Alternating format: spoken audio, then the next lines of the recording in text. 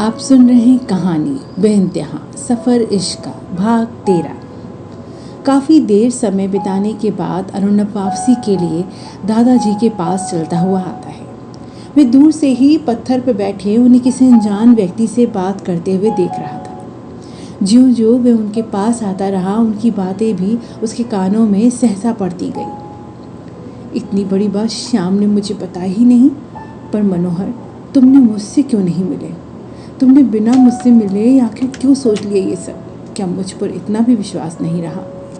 दादाजी के हर शब्द से शिकायत झलक रही थी। चाचा जी, वो कहावत है ना, दृष्टि से ओझल तो मन से ओझल वाली हालत देखी। शाम से मिलकर फिर किस मुंह से मैं आपसे मिलते आता? वो तो आज बेटी न जिद पर अड़ जाती और ना मैं सैर पर आता और ना ही आपसे भेंट हो पाती। सब संयोग की बात है। बेटी, किरण की बात कर रहे हो ना? नाम सुनते ही मिलने का मन हो आया। कैसी है मेरी बच्ची किरण? यही पल था जब अरुण चलता हुआ दादाजी के पास तक आ पहुंचा और सहसा वो अनजाना नाम खामोशी से उसका ध्यान अपनी ओर खींच ले गया। किरण। अरे अरुण बेटा आओ। दादाजी अरुण को देखते उसे अपने पास प्यार से बुलाते हैं। उनके सामने बैठा शख्स बड़ी उत्कंठा से उसे निहारने लगता है। दादाजी, मुझे ऑफिस निकलना है, चलिए आपको घर छोड़ता हुआ ऑफिस निकल जाऊंगा। पहले इधर तो आओ मनोहर, इससे मिलो। ये है अरुण। दादाजी अरुण का हाथ पकड़े उसे ज्यों ही उस शख्स के सामने करते हैं, वह अति अनुराग से उसे एकटक देखता रह जाता है। इनके पैर छुओ बेटा। दादाजी के कहते अरुण उनके पैरों पे ज्यों ही छूता है, वे जैसे अपनी तंद्रा में वापस आते, एकदम से खड़े होते उसके मजबूत कंधे अपने दोनों हाथों से थामते हुए उसके गले लगा लेते हैं। अरुण सहसा इस व्यवहार पर थोड़ा अचकचा जाता है, क्योंकि अब वे उसे अपने दोनों हाथों से थामे बड़ी उम्मीद से देख रहे थे। उसकी कदकाठी, उसकी आकर्षित शख्सियत उन्हें निहाल किए दे रही थी। उम्मीद ही नहीं थी कि बेटा तुमसे मिल भी पाऊंगा कभी। उस शख्स की बात पर टोकते हुए दादाजी कहते हैं, मनोहर, हर चीज़ का सही समय होता है। शायद अब वो सही समय आ ही गया है। अरुण, ये तुम्हारे पिता के बहुत पुराने मित्र मनोहर दास हैं। कितने बरस बाद आज मिल रहे हैं। काश ऐसे ही किरण से भी मिल पाता। दादाजी धीरे से बुदबुदाते अपनी बात खत्म करते हैं। फिर से वही नाम। जाने क्यों वह अनजाना नाम सीधा उसकी धड़कनों पर अपना असर छोड़ रहा था, पर अरुण खामोश खड़ा रहा। तो चलिए ना चाचा जी, यहीं पास ही है अपना छोटा सा आशियाना। तुम भी चलो बेटा। तुमसे मिलकर तो मैं अपनी खुशी से व्यक्त नहीं कर पा रहा। आज से 21 साल पहले देखा था तुम्हें, तब 4 बरस के थे तुम। इस पर अरुण बस हल्के से मुस्कुरा देता है। हाँ हाँ चलो बेटा। दादाजी के उत्साह पर अरुण धीरे से अपनी बात रखता है। दादाजी, आज ऑफिस समय पे पहुंचना ज़रूरी है। ऐसा करिए, मैं आपको वहाँ छोड़ देता हूँ जहाँ आपको जाना है, और जब आपको लौटना हो तो मुझे फ़ोन कर दीजिएगा, मैं लेने आ जाऊँगा। ठीक है बेटा। दादाजी अपनी सहमति देते हैं। अब सब तय होते अरुण दादाजी और मनोहर दास को लिए अपनी कार की ओर बढ़ता है।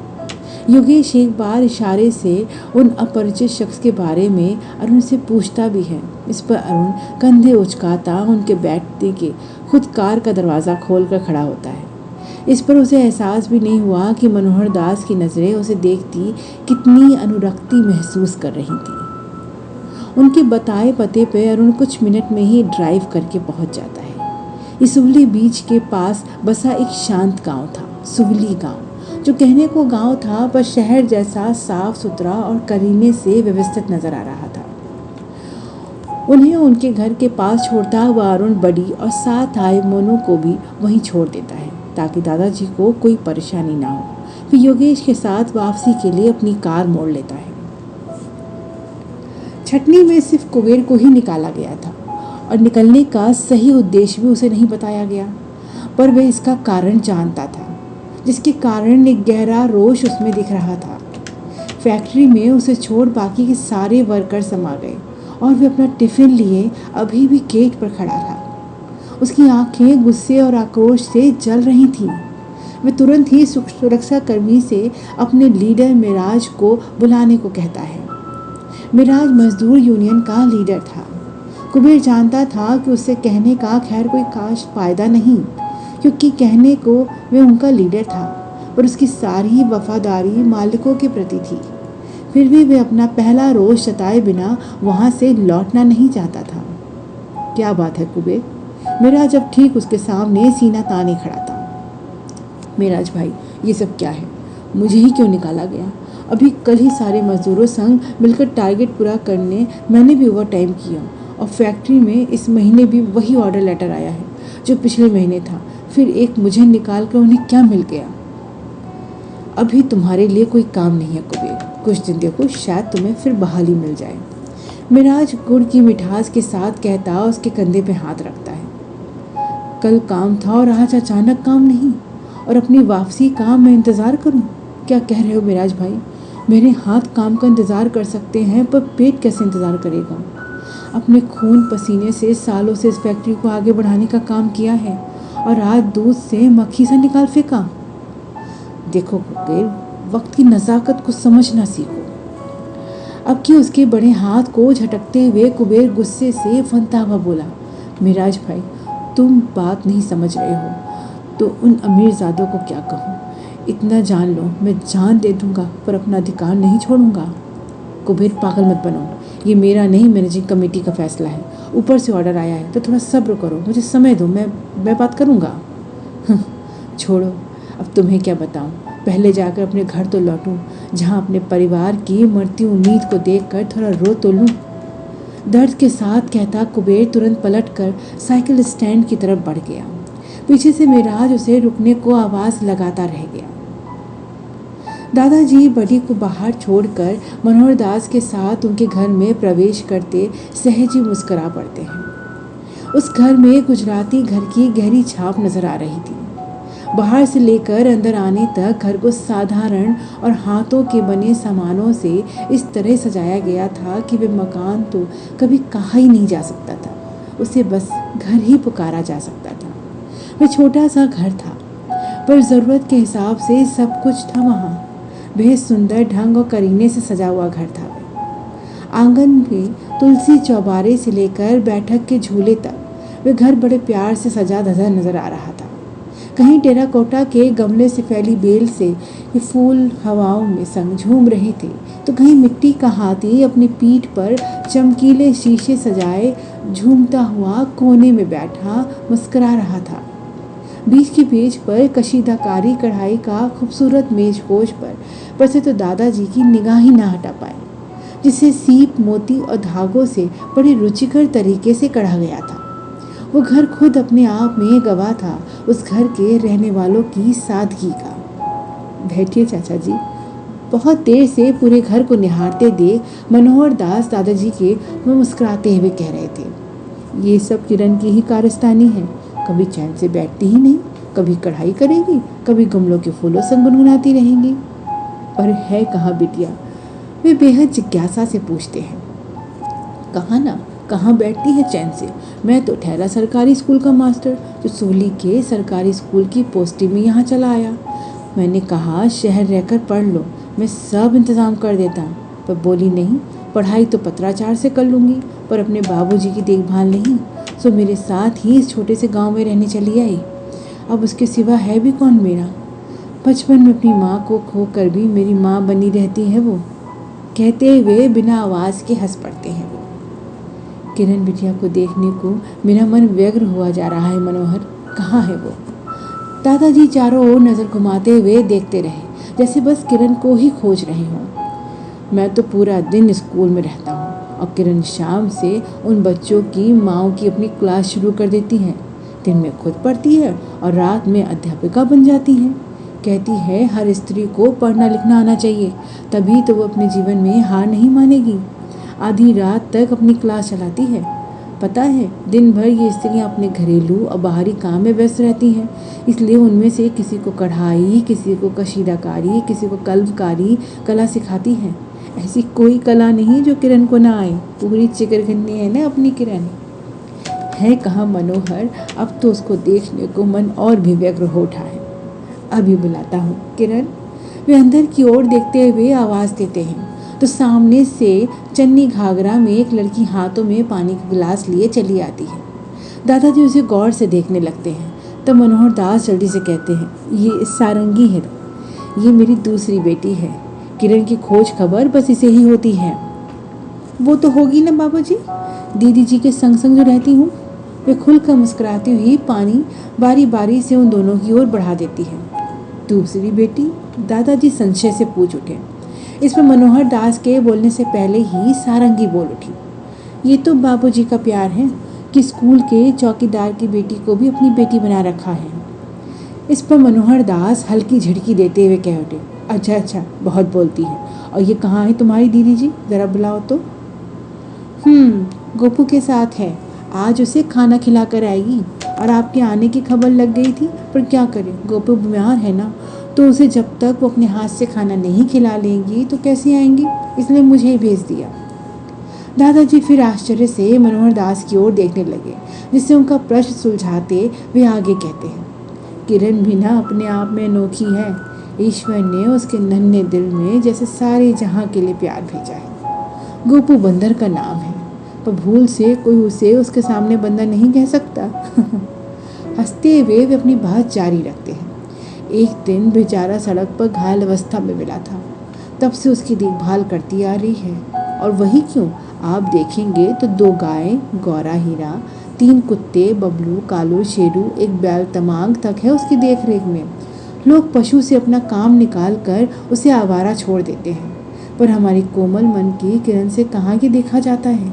पूरे मन से उन सब की देखभाल करती है। उसका बस चले तो सारे जहां के दुखियों को अपने प्यार से संभाल ले। गजब लड़की है। मनोहर दास अपनी कहते रहे, इधर दादाजी के मन ही मन मुस्कुराते जाने किस ख्याल में डूब चुके थे। मैं उस कमीने का खून कर दूंगा। कुबेर की आंखें जलते अंगारे की भांति दहक रही थी। बोलते बोलते उसके मुंह में झाग भर आया। वहां कुबेर के अलावा 2 और मजदूर थे। वे सभी सड़क के पास की झाड़ियों के पीछे खुद को छिपाए थे। उनमें से सभी के हाथों में लाठियां लहरा रही थीं।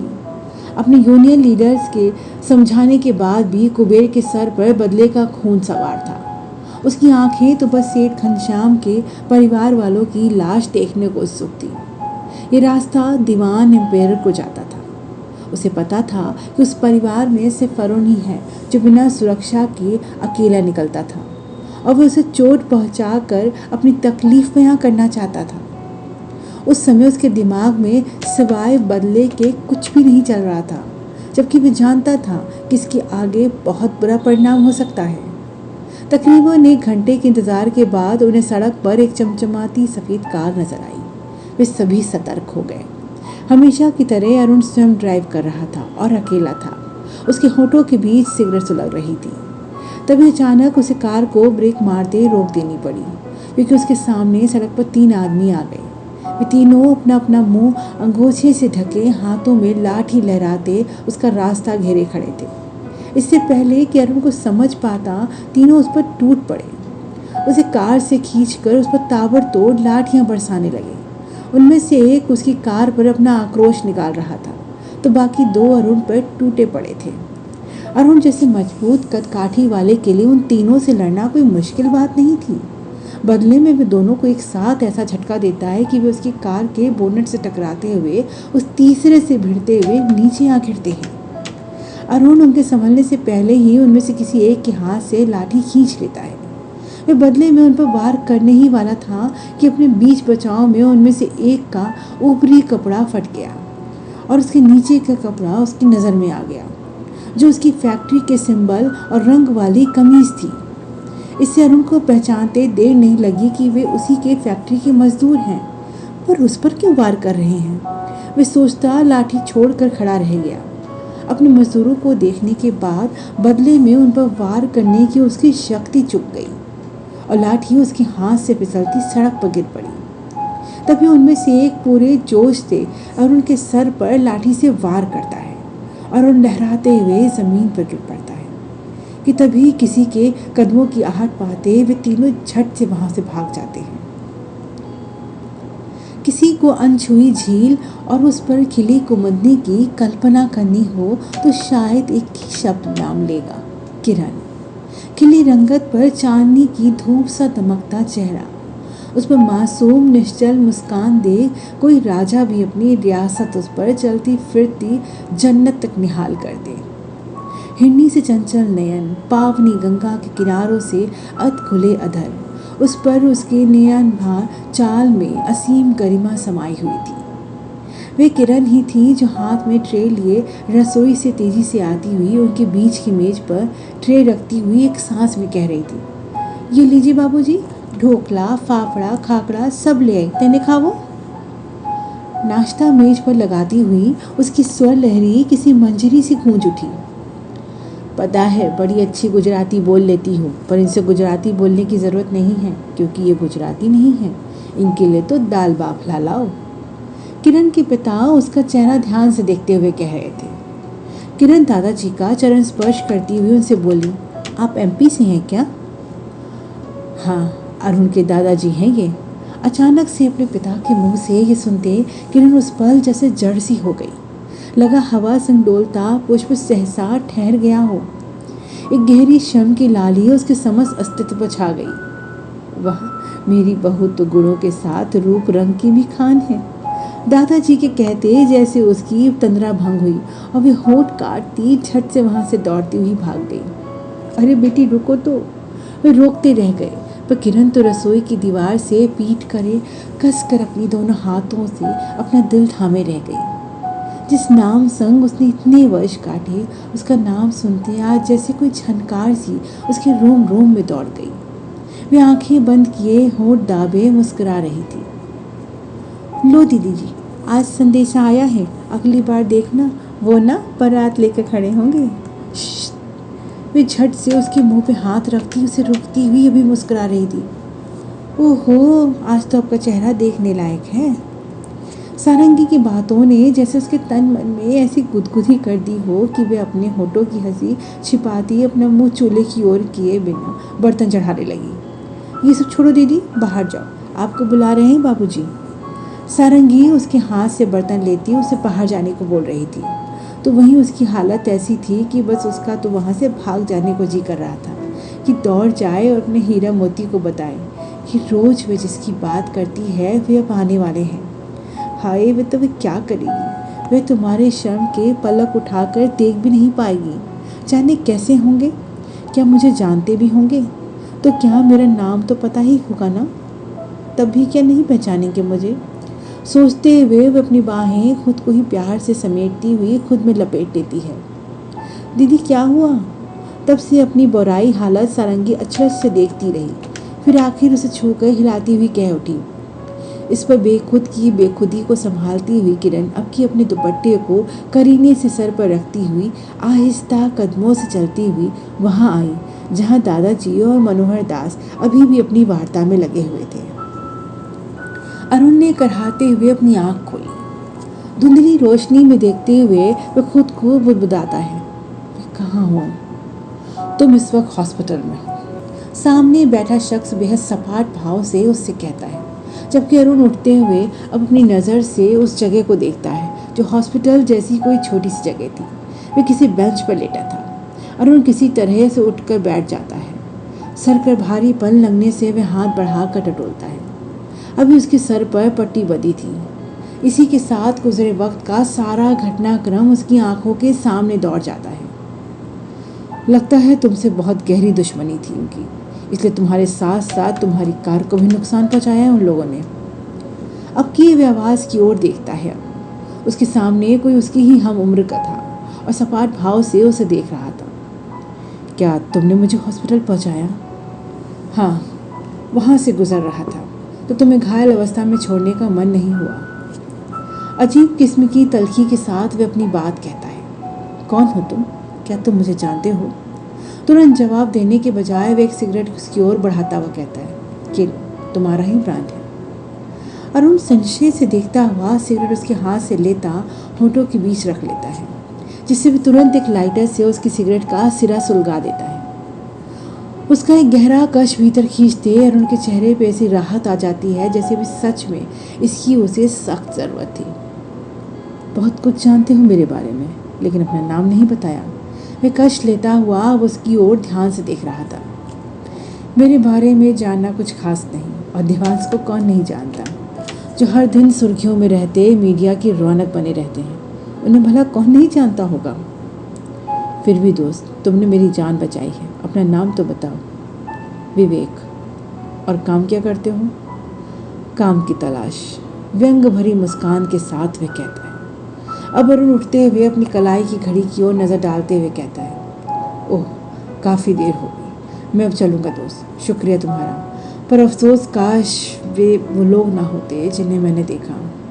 अपना आखिरी शब्द मन में दोहराते हुए वे वहाँ से निकलने से पहले कार्ड उसकी ओर बढ़ाता हुआ कहता है, कभी भी तुम्हें कोई ज़रूरत हो तो बेहिचक मिलना, मुझे खुशी होगी। पर विवेक कार्ड की ओर हाथ नहीं बढ़ाता तो अरुण औचक उसे देखता रहा। कौन नहीं जानता आपको, ज़रूरत पर ज़रूर मिलूँगा। इनफैक्ट मेरा तो मन करता है हमारी अगली मुलाकात बहुत जल्दी होगी, तो उसके लिए कार्ड रख लो, इससे तुम सीधे मुझसे आके मिल सकते हो। अपनी हाथ बढ़ाकर विवेक के हाथ के बीच में कार्ड पकड़ाता हुआ अरुण मुस्कुरा देता है। अरुण बाहर निकलने से पहले उसकी ओर हाथ मिलाने को अपना हाथ बढ़ाता है, पर विवेक उसे नज़रअंदाज करता मेज़ की ओर झुकता हुआ कुछ उठाकर उसकी ओर बढ़ाते हुए कहता है, ये तुम्हारी कार की चाबी। फिर से शुक्रिया, कहता हुआ अरुण तुरंत ही बाहर निकल जाता है। उसे जाता देख उस पल विवेक की आंखों में शमशान की अग्नि और प्रज्वलित होती है। इस कहानी पे बने रहने के लिए इस कहानी को रोजाना सुनिए। बेइंतहा सफ़र इश्क का। इस कहानी को पसंद आने पे लाइक करें, सब्सक्राइब करें और अपने मित्रों से ज़रूर साझा करें। धन्यवाद।